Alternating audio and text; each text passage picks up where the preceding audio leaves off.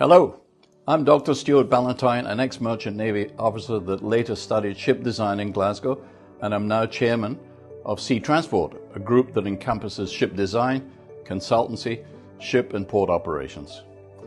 As a preliminary step for any marine operation, an optimization study should be done to assess the best size, type, speed and capacity of a ship to best serve the needs of the trade, and that this optimized vessel would not be beaten in OPEX by any new vessel appearing around the corner.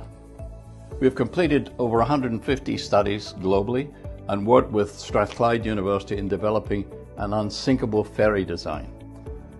This helped us create unbeatable designs of medium-speed RoPax catamaran ferries, stern-landing amphibious vessels and transshipment vessels, many of which we improved further by tank testing and hull modifications.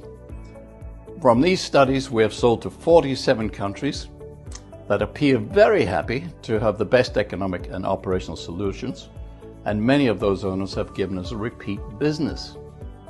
Occasionally, we are confronted by government officials and bureaucrats who control ferry services and lack the necessary experience or knowledge. These bedwetters just want to build the same type of vessels they have always had, or build ill-conceived, ideological net zero concepts, and they are not interested in optimized solutions because it is not their money. The worst example of this in the world, and I am ashamed to say this, having come from a Scottish shipbuilding family, is the Scottish Government. The ongoing level of stupidity and waste from Transport Scotland and CMAL is something to behold. Not only do they need hundreds of millions of pounds in annual subsidies in running a highly inefficient fleet, they set about destroying any remnants of the once great shipbuilding infrastructures in Scotland.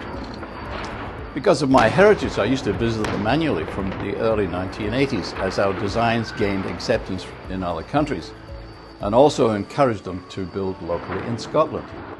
We even did the extensive forensic, CapEx and OPEX comparisons for them, showing that they could save millions in purchases, operations and fuel savings, but they totally ignored us. Why? Because it is not their money. Now nearing the end of my journey, I would suggest 3 essential steps. 1. Find a politician with spine and authority to stop this disgraceful waste of taxpayers' money. 2. Close down CMAL immediately. 3. Secure and upgrade the remaining shipbuilding assets such as Inch Green, Govan, Ferguson's. Repeat production of successful designs in modern undercover facilities is the cheapest way to build ships, and building a new ferry fleet while simultaneously restoring the skills base in Scotland should be the priority. Proverbs says, where there is no vision, the people perish.